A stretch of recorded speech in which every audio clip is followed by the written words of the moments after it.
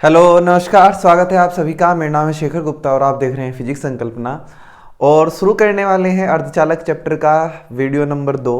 एक वीडियो हम कर चुके हैं बच्चों पहले ही, जिसमें हमने पढ़ा था ऊर्जा बैंड सिद्धांत, संयोजी बैंड, चालन बैंड और निषिद्ध ऊर्जा अंतराल के बारे में। देखा था कि जब बहुत सारे परमाणु मिलकर क्रिस्टल का निर्माण करते हैं तो किसी एक इलेक्ट्रॉन या किसी एक परमाणु के ऊर्जा स्तरों में क्या प्रभाव आता है और ऊर्जा बैंड का निर्माण किस तरीके से होता है, ये हमने पहले वीडियो में देखा। बच्चों आज हम शुरू करने वाले हैं दूसरा वीडियो, और दूसरे वीडियो में हम पढ़ेंगे पदार्थों के बारे में। चालकता के आधार पर पदार्थ 3 प्रकार के होते हैं, चालक, अर्धचालक और अचालक, इनकी बात करेंगे। और फिर यहीं से बेस बनाएंगे अपना अर्धचालक का, और फिर इसी सीरीज को आगे बढ़ाएंगे। अर्धचालक के प्रकार पढ़ेंगे, शुद्ध अर्धचालक, अशुद्ध अर्धचालक, मतलब नई वीडियो में। आज हम बात करने वाले हैं बेसिक किसके बारे में, अर्धचालकों के बारे में। तो चलिए बिना किसी तरीके शुरू करते हैं आज का वीडियो। आप सभी हेडिंग लगा लीजिए, चालकता के आधार पर पदार्थों का वर्गीकरण। हेडिंग लगाइए, चालकता के आधार पर पदार्थों का वर्गीकरण। पदार्थों का वर्गीकरण, वर्गीकरण मतलब क्लासिफिकेशन, बांटना। आप सब जानते हैं बच्चों कि कुछ पदार्थ आपने पढ़े थे चालक, आपने नाम सुना है ना चालक, इंग्लिश में बोलते हैं कंडक्टर। एक आपने पढ़ रखा है अचालक। ये सब बेसिक बातें हैं, बतानी पड़ रही बस मुझे ऐसे ही, क्योंकि इनके बारे में हमें बात करनी है। और तीसरे प्रकार का एक पदार्थ होगा बच्चों अब अर्धचालक। शायद आपने इससे पहले भी सिर्फ नाम सुना हो, इसके बारे में आपको ना पता हो ज़्यादा। इसको इंग्लिश में बोलते हैं इंसुलेटर, सॉरी इनको बोलते हैं कंडक्टर, अचालक को बोलते हैं इंसुलेटर, और इनको बोलते हैं सेमीकंडक्टर। क्या होते हैं चालक? ऐसे पदार्थ जिनकी चालकता बहुत अधिक व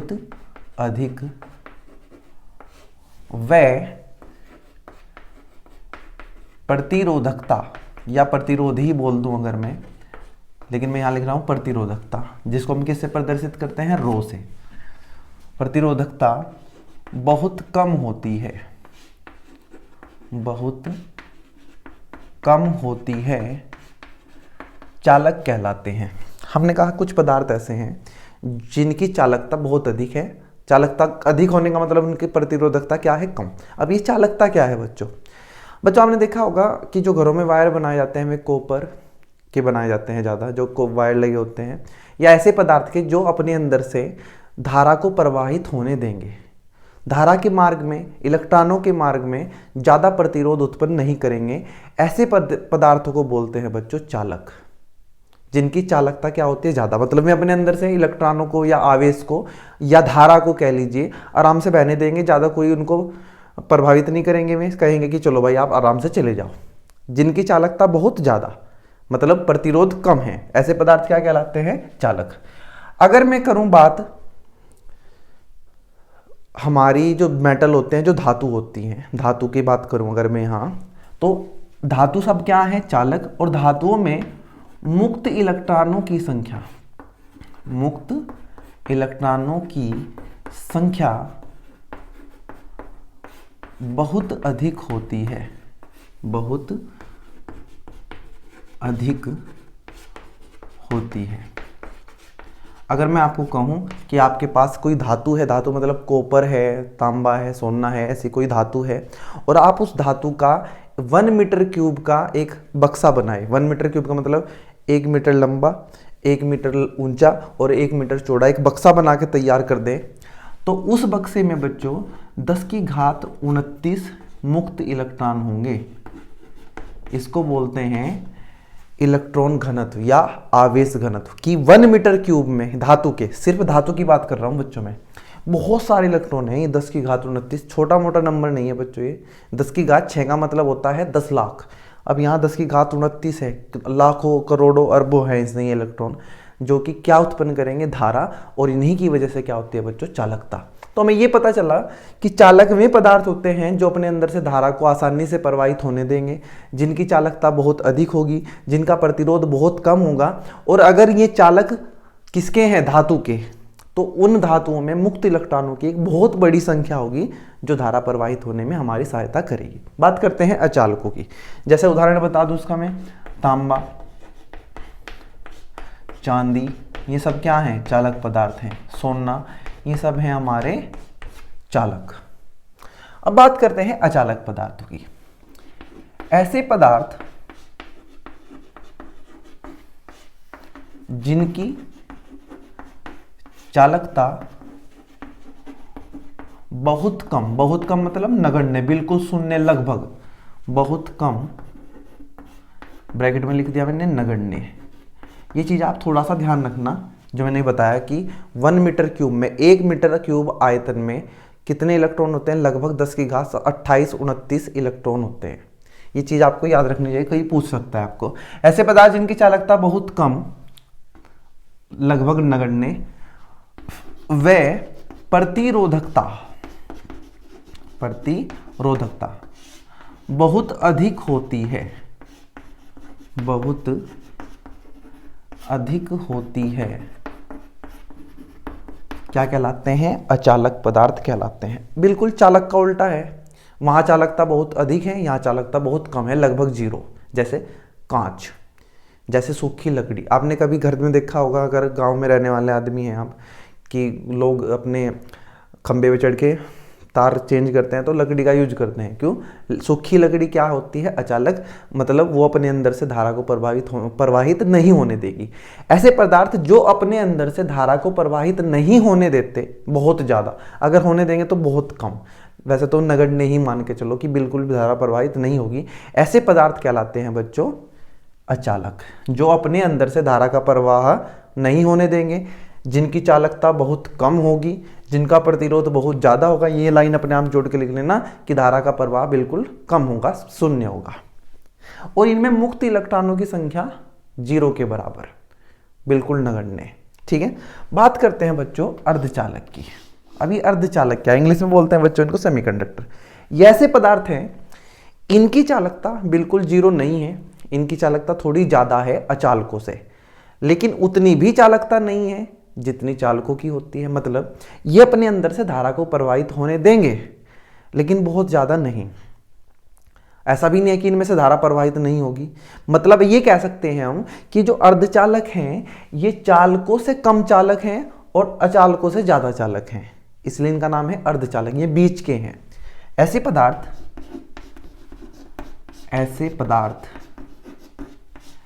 जिनकी चालकता चालकों से कम, मतलब चालकों से कम चालकता है इनकी, धारा प्रवाहित होने देंगे लेकिन उतनी नहीं जितने चालक, परंतु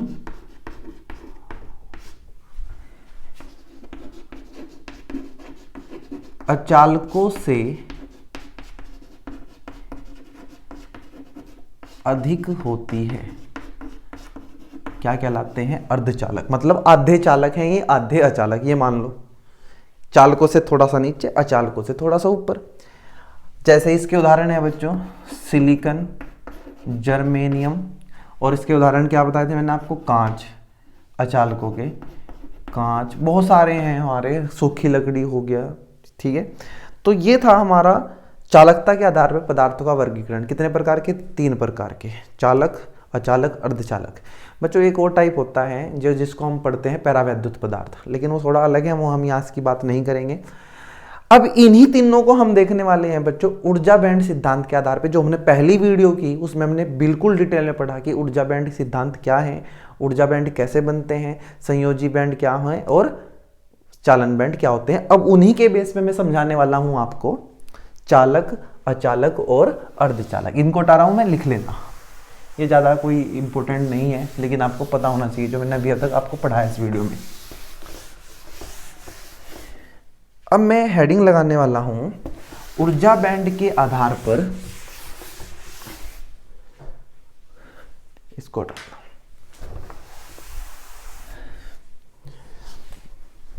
हेडिंग लगाइए, ऊर्जा बैंड के आधार पर पदार्थों, चालक, अचालक तथा अर्धचालक पदार्थों की व्याख्या। कैसे बताएंगे कि चालक क्या होते हैं?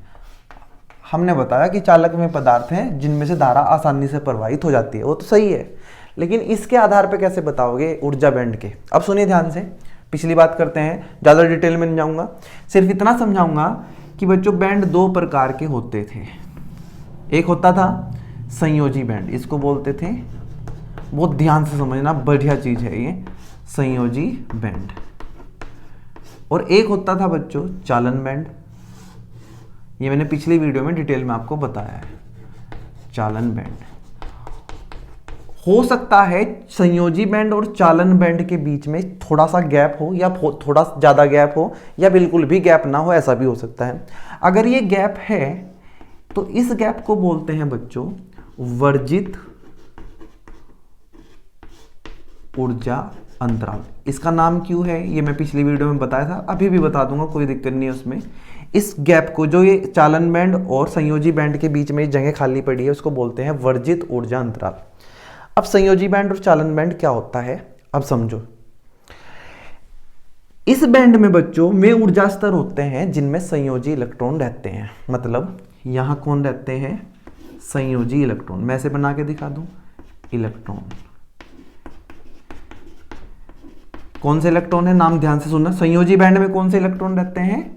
संयोजी इलेक्ट्रॉन। अब भाई ये संयोजी इलेक्ट्रॉन क्या है ये भी नहीं पता मेरे को, तो समझाता हूं। मान लीजिए बच्चों ये नाभिक है और उसके चारों तरफ ये कोई इलेक्ट्रॉन घूम रहे हैं, तो ये बाहर की कक्षा जो है, सबसे बाहर की कक्षा, इसमें जो घूमने वाले इलेक्ट्रॉन है, 2 है, 4 है, 6 है, उससे कोई मतलब नहीं, सबसे बाहर की कक्षा में जो घूमने वाले इलेक्ट्रॉन है उनको बोलते हैं संयोजी इलेक्ट्रॉन। ये वाले सबसे, इनकी बात नहीं कर रहा हूं मैं बात कर रहा हूं सबसे बाहर वाली कक्षा की। अगर इसके चारों तरफ एक और कक्षा हो तो हम इनकी बात नहीं करेंगे, हम फिर इनकी बात करेंगे, और इन इलेक्ट्रॉनों को बोलेंगे संयोजी इलेक्ट्रॉन। और ये इलेक्ट्रॉन जहां रहते हैं उनको बोलते हैं संयोजी बैंड। तो आपको पता चला कि संयोजी बैंड में कौन रहते हैं? संयोजी इलेक्ट्रॉन। क्या ये इलेक्ट्रॉन मुक्त हैं? जो संयोजी बैंड के अंदर जो इलेक्ट्रॉन है, जिनको हमने संयोजी इलेक्ट्रॉन कहा, क्या ये मुक्त हैं? तो बच्चों ध्यान रखना कि ये इलेक्ट्रॉन मुक्त नहीं है, मुक्त नहीं है। ये तो किससे बंधे हुए हैं? नाभिक से बंधे हुए हैं, घूम रहे हैं। इसका मतलब यह है कि संयोजी बैंड के अंदर जो भी इलेक्ट्रॉन बैठा होगा वो मुक्त नहीं है, वो धारा के प्रवाह में सहायता नहीं करेगा। बच्चों धारा का प्रवाह किसकी वजह से होता है? करंट किसकी वजह से चलता है? मुक्त इलेक्ट्रॉनों की वजह से। अब ये मुक्त इलेक्ट्रॉन क्या है मैं समझाता हूं आपको। इतनी बात समझ आई क्या कि संयोजी बैंड के अंदर संयोजी इलेक्ट्रॉन रहते हैं। संयोजी इलेक्ट्रॉन क्या है? जो सबसे बाहर की कक्षा में घूमते रहते हैं। क्या ये मुक्त हैं? नहीं, ये तो नाभिक से बंधे हुए हैं। और अगर ये मुक्त नहीं है, क्या ये धारा के प्रवाह में, करंट के प्रवाह में सहायता करेंगे? बिल्कुल नहीं करेंगे। इसके अंदर के इलेक्ट्रॉन धारा के प्रवाह में कोई सहायता नहीं करते। अब बात करते हैं कि जो मुक्त इलेक्ट्रॉन बोल रहे हैं आप, ये क्या होता है? तो मैंने कहा जैसे अभी पहली कक्षा, दूसरी कक्षा और तीसरी, और मैं मान लेता हूं ये सबसे बाहर की कक्षा है। तो ये जो इस इलेक्ट्रॉन है, संयोजी इलेक्ट्रॉन, ये जो घूम रहे हैं, अगर बच्चों इनको बाहर से आप कुछ एनर्जी दे दो किसी भी तरीके से, हमने कहा कि हमने इनको एनर्जी दे दी, तो बच्चों इनकी बहुत ज्यादा संभावना ये है कि ये एनर्जी ले और यहां से बाहर कूद जाएं। किससे बाहर? एटम से, परमाणु से बाहर कूद जाएं। जैसे ही ये संयोजी इलेक्ट्रॉन बाहर से ऊर्जा ग्रहण करेंगे, हो सकता है ये परमाणु से बाहर कूद जाएं, और अगर ये परमाणु से बाहर कूद गए तो बच्चों इन्हें बोलेंगे मुक्त इलेक्ट्रॉन। क्या ये जब घूम रहे थे यहाँ कि ये मुक्त इलेक्ट्रॉन थे क्या? नहीं। जब इनको बाहर से ऊर्जा मिली और ये परमाणु से बाहर निकल गए, तब ये क्या बने हैं? मुक्त इलेक्ट्रॉन। और बच्चों चालन बैंड के अंदर कौन रहते हैं? मुक्त इलेक्ट्रॉन। अगर हैं, ये तो हमेशा होता है, संयोजी बैंड तो, संयोजी इलेक्ट्रॉन तो होते हैं, ऐसा जरूरी नहीं है कि मुक्त इलेक्ट्रॉन हो। चालकों में, अचालकों में होते ही नहीं है। चालकों में बहुत ज़्यादा होते हैं। तो ये जो इलेक्ट्रॉन है इनको बोलते हैं बच्चों मुक्त इलेक्ट्रॉन। क्या बोलते हैं? मुक्त इलेक्ट्रॉन। और ये किसमें सहायता करेंगे? धारा के चालन में। इसलिए तो इस बैंड को बच्चों बोलते हैं चालन बैंड। किसमें सहायता करेंगे? धारा के चालन में सहायता करते हैं। अब कोई आपसे पूछ ले कि क्या संयोजी बैंड के इलेक्ट्रॉन धारा बनाते हैं? ना, में तो बंधे हुए हैं। धारा कौन बनाते हैं? तो आप बताएंगे चालन बैंड के अंदर जो इलेक्ट्रॉन बैठे हुए हैं, चालन बैंड के अंदर जो इलेक्ट्रॉन बैठे हुए हैं या जो घूम रहे हैं चालन बैंड में, वे क्या बनाएंगे? धारा का निर्माण करेंगे बच्चों में। उम्मीद है आपको ये समझ आ गया होगा। इसका मतलब ये है कि संयोजी इलेक्ट्रॉन ही तो मुक्त इलेक्ट्रॉन बनते हैं।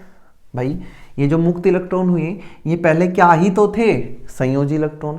मतलब संयोजी इलेक्ट्रॉन ही बाहर से ऊर्जा लेंगे और क्या बन जाएंगे? मुक्त इलेक्ट्रॉन। संयोजी इलेक्ट्रॉन संयोजी बैंड में रहेंगे और जब ये मुक्त हो जाएंगे तो ये कहाँ पहुंच जाएंगे? चालन बैंड में। और चालन बैंड में जितने ज्यादा इलेक्ट्रॉन होंगे बच्चों, चालकता उतनी ही ज्यादा होगी। क्या मेरी बात समझ आई? जल्दी बताओ। चलिए पढ़ते हैं आगे, अगर समझ आ गया। अब बात करते हैं कि चालक कैसे बताएंगे, चालक क्या होते हैं, अचालक क्या होते हैं। मैं इसको हटा रहा हूं। अब बात करते हैं चालकों की। हेडिंग लगाते हैं चालक दोबारा से। ये एग्जाम में आपके पूछे जाते हैं भाई, ऊर्जा बैंड के आधार पर चालक क्या होते हैं।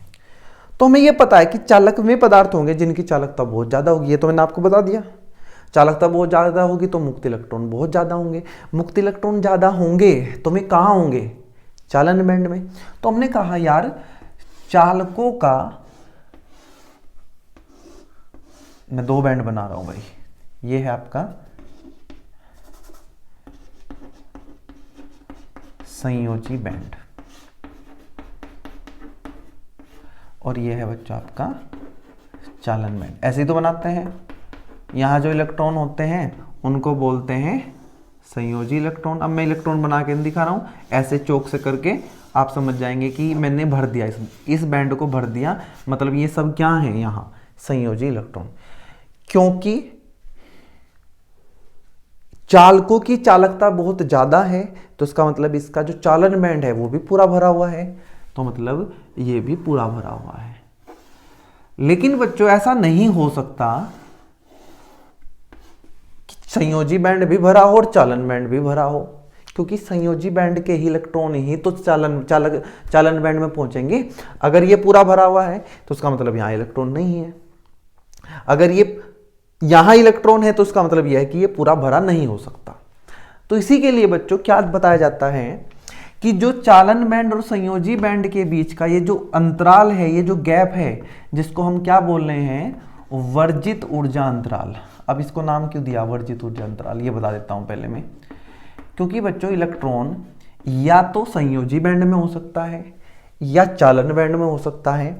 उसका इस हिस्से में, इस गैप में प्रवेश वर्जित है। मतलब वो यहां एंट्री नहीं कर सकता, उसको यहां रहने की मना है।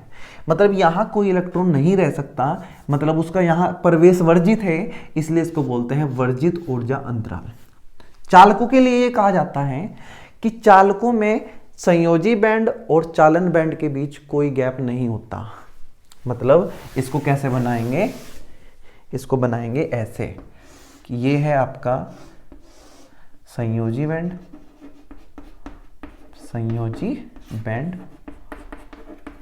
और ये है आपका चालन बैंड, और दोनों एक दूसरे के ऊपर रखे हुए। मतलब थोड़ा सा गैप हो सकता है, बहुत कम, 0.07 इलेक्ट्रॉन वोल्ट डेटा दे के रखते हैं, उससे हमें मतलब नहीं है बच्चों। तो चालन बैंड और संयोजी बैंड के बीच जो गैप है वो यहाँ लगभग नगण्य है।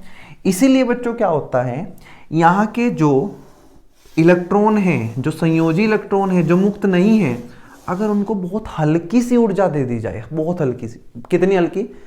जितना हमारे कमरे का भी तापमान है इतने ही तापमान पे यहाँ के इलेक्ट्रॉन बच्चों कहाँ पहुंच जाएंगे? चालन बैंड में। और कुछ किताबें, मतलब होता है ये, कुछ किताबें कहती हैं कि कुछ जगह तो ऐसा होता है कि नीचे का जो ये संयोजी बैंड है,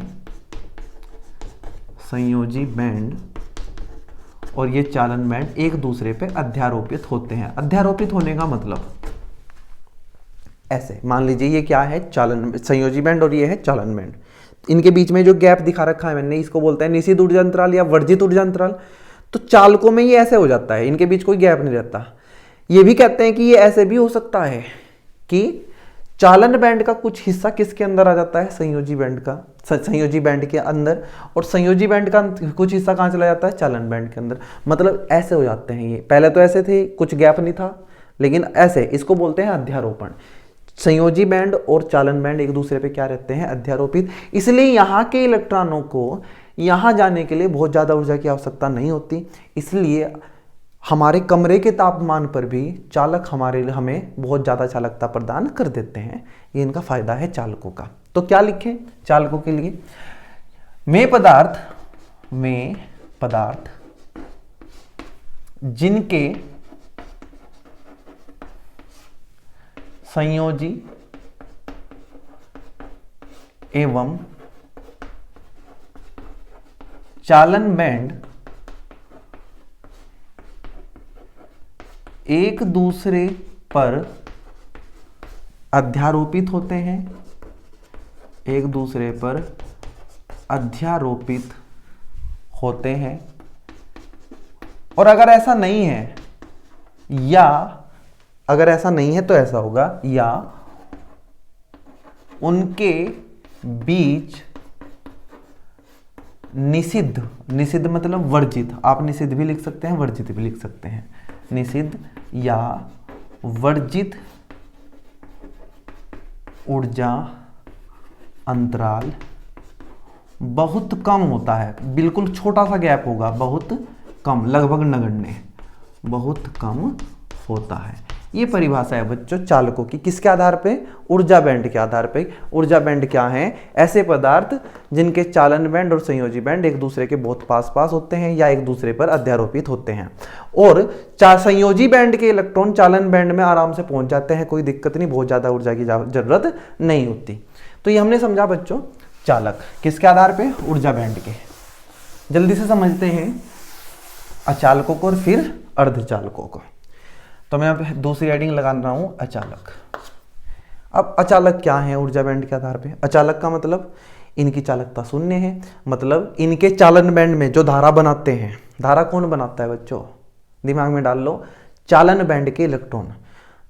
अब ये है अचालक, इनका मतलब इनमें धारा नहीं है, धारा नहीं है तो चालन बैंड में कोई इलेक्ट्रॉन नहीं है। तो मैं ये कहूंगा कि अचालकों के जो चालन बैंड होते हैं ये बिल्कुल रिक्त होते हैं, खाली, यहाँ कोई इलेक्ट्रॉन नहीं है। और जो संयोजी बैंड है वे पूरे भरे हुए होते हैं, क्योंकि सारे इलेक्ट्रॉन कहाँ बैठे हैं, संयोजी बैंड में बंद बना के बैठे, टूट ही नहीं रहे हैं, घूम रहे हैं भाई नाभिक के चारों। तो इसका मतलब ये तो पूरा भरा हुआ है, ऐसे करके दिखा रहा हूँ मैं, इसका मतलब ये पूरा भरा हुआ है। और ये है पूरा रिक्त, ये हमने कहा पूर्ण भरा हुआ है, और ये है रिक्त। और बच्चों इनके बीच का ये जो गैप है ये बहुत ज़्यादा होता है, कितना, इसको Eg से प्रदर्शित करते हैं अगर आपने पिछले वीडियो देखा, और इसका मान लगभग 3 इलेक्ट्रॉन वोल्ट से ज़्यादा होता है। ये बहुत ज़्यादा ऊर्जा है, मतलब अगर आपको यहाँ से इलेक्ट्रॉन यहाँ पहुँचाना तो आपको बहुत ज़्यादा गर्म करना पड़ेगा, ये तब भी ना जाए वो बात अलग है। तो हम कहेंगे वे पदार्थ जिनके संयोजी बैंड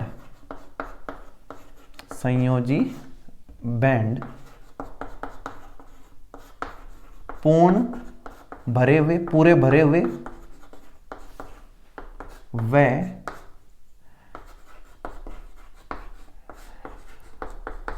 चालन बैंड पूर्ण रिक्त होते हैं, पूरे रिक्त, पूर्ण रिक्त होते हैं, तथा उनके बीच, मतलब संयोजी बैंड और चालन बैंड के बीच, उनके बीच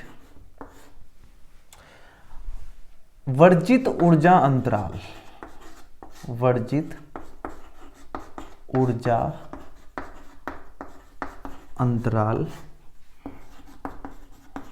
बहुत अधिक होता है, बहुत अधिक, 3 इलेक्ट्रॉन वोल्ट से भी ज़्यादा, 3 इलेक्ट्रॉन वोल्ट से ज़्यादा। इलेक्ट्रॉन वोल्ट क्या है बच्चों? ऊर्जा का एक मात्रक होता है, बहुत अधिक होता है। क्या कहलाते हैं? अचालक पदार्थ कहलाते हैं। सब आसान है। अचालक क्या है? जिनमें धारा नहीं है, धारा नहीं है तो मुक्त इलेक्ट्रॉन नहीं है, मुक्त इलेक्ट्रॉन नहीं है तो चालन बैंड खाली। सारे कहाँ होंगे? संयोजी बैंड में। ये पूरा भरा हुआ, ये पूरा खाली। तो ये हुआ हमारा अचालक। और बात करते हैं बच्चों अब थर्ड, अर्धचालकों की, जो कि हमारा चैप्टर है। और अगले वीडियो में हम बस अब प्रॉपर बात करने वाले हैं। अभी अगला वीडियो करना पड़ेगा, इसमें नहीं हम कुछ भी करेंगे, इसमें तो हम बस बात करेंगे थोड़ी सी अर्धचालक के बारे में और क्यों जरूरत, क्यों खास है ये इतने। तीसरा बात करते हैं अर्धचालक। अर्धचालक का मतलब ये होता है बच्चों कि हाँ, इनकी चालकता है कुछ, ऐसा नहीं है कि इनमें करंट ही नहीं है। अगर करंट है तो थोड़े से इलेक्ट्रॉन कहाँ हैं? चालन बैंड में। भाई वही तो करंट बनाएंगे, चालन बैंड के इलेक्ट्रॉन। तो मैं ये कह सकता हूं कि अर्धचालकों में जो चालन बैंड होता है वो थोड़ा सा भरा हुआ होता है। ऐसे मैं ऐसे करके दिखा देता हूं, ये थोड़ा सा भरा हुआ है। और ये कहां से गए होंगे? ये यहीं से गए होंगे, मतलब ये थोड़ा सा खाली है। ये देखो पूरा भरा हुआ था ये इलेक्ट्रॉन से, कुछ इलेक्ट्रॉन कूद के यहाँ चले गए, यहाँ से खाली हो गए, यहाँ से भरा गया है। तो ये है हमारा चालन बैंड और ये हमारा संयोजी बैंड, और ये है इनके बीच का ऊर्जा अंतराल Eg। क्या समझ आई? मैंने कहा यार मुझे पता है अर्धचालक क्या होते हैं, जिनकी चालकता कुछ है थोड़ी सी, लेकिन बहुत ज़्यादा नहीं है। चालकता है मतलब धारा है, धारा है मतलब मुक्त इलेक्ट्रॉन है, मुक्त इलेक्ट्रॉन है तो कहाँ? चालन बैंड में। लेकिन बहुत ज़्यादा है क्या? ना, बहुत कम, थोड़ा सा भरा हुआ है। और वे कहाँ से आए होंगे? संयोजी बैंड से, मतलब ये थोड़ा सा खाली हो गया। तो मैं कहूँगा वे पदार्थ, अर्धचालक क्या है? वे पदार्थ जिनका संयोजी बैंड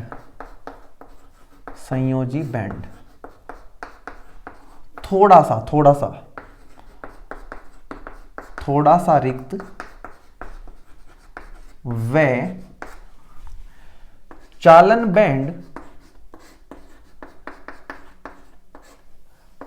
थोड़ा सा भरा हुआ होता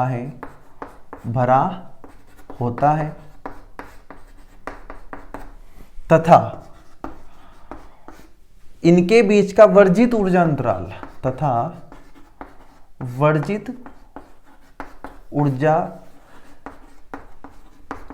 अंतराल का मान, मतलब बहुत ज्यादा गैप नहीं है, गैप है, चालकों से ज्यादा है, अचालकों से कम है।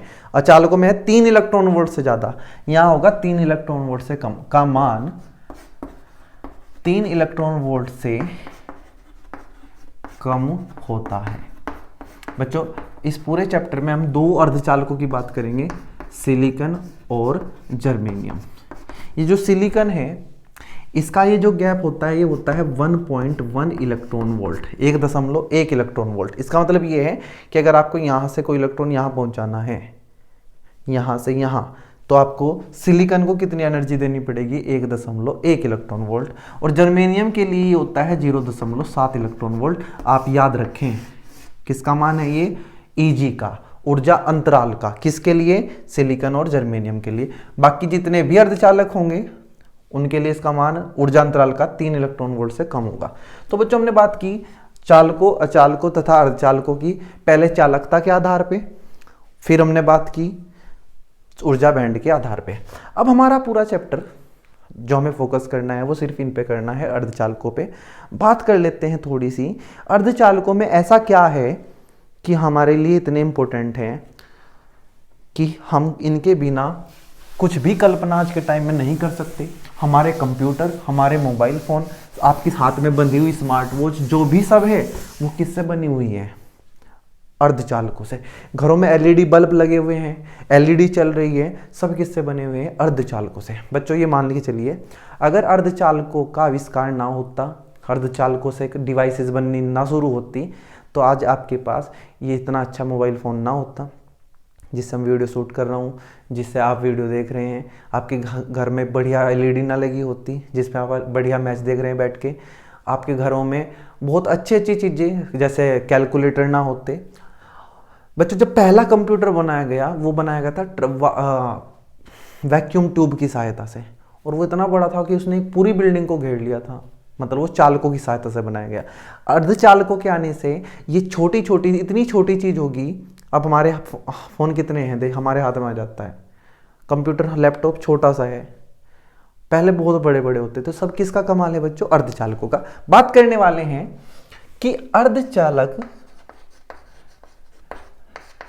इतने इंपॉर्टेंट क्यों है, ऐसा इनमें क्या है, अर्धचालकों में ऐसा क्या है कि इतने हमारे लिए इतने काम के बने। बच्चों क्या होता है, मान लीजिए आपके पास एक चालक पदार्थ है। चालक पदार्थ मतलब कोई तार, तांबे का तार मान लिया। तो अगर आप इसमें धारा प्रवाहित करोगे तो आप ए से बी की तरफ भी धारा प्रवाहित कर सकते हैं और बी से ए की तरफ भी, मतलब दोनों दिशाओं में धारा प्रवाहित हो सकती है। दोनों दिशाओं में धारा प्रवाहित, किसमें? चालकों में। अगर मैं ये चाहूं कि यार धारा ए से बी तक तो जाए लेकिन बी से ए तक ना आए, तो ये चालकों में हम नहीं कर सकते। कर सकते हैं, बहुत ज़्यादा मेहनत करनी पड़ेगी। फिलहाल के लिए आप ये मानो कि चालकों में नहीं कर सकते, अभी थोड़ी देर में बता रहा हूँ कैसे करेंगे।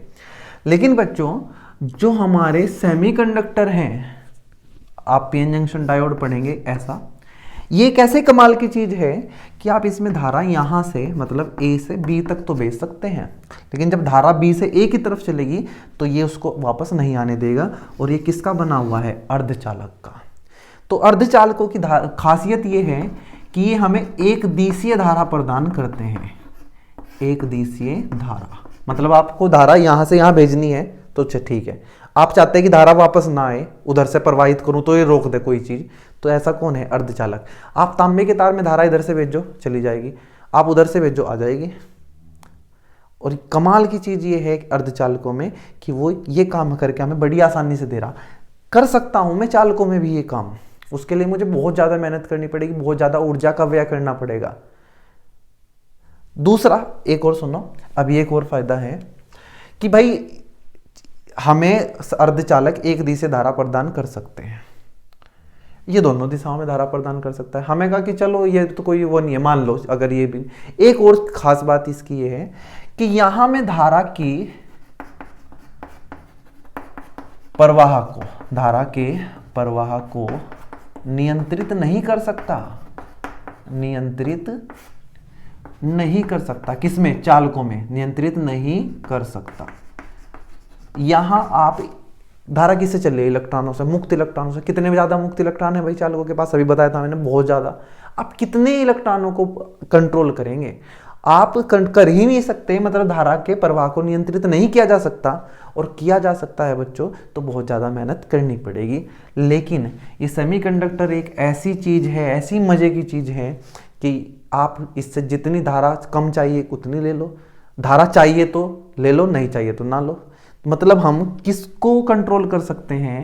धारा के प्रवाह को, धारा के प्रवाह को। तो बच्चों ये दो चीज मैंने जो आपको बताई कि अर्धचालक हमें एक दिशीय धारा प्रदान करते हैं कि इधर से चाहिए ठीक है, उधर से नहीं चाहिए तो बढ़िया नहीं आएगी। और इससे धारा के प्रवाह को नियंत्रित कर किया जा सकता है।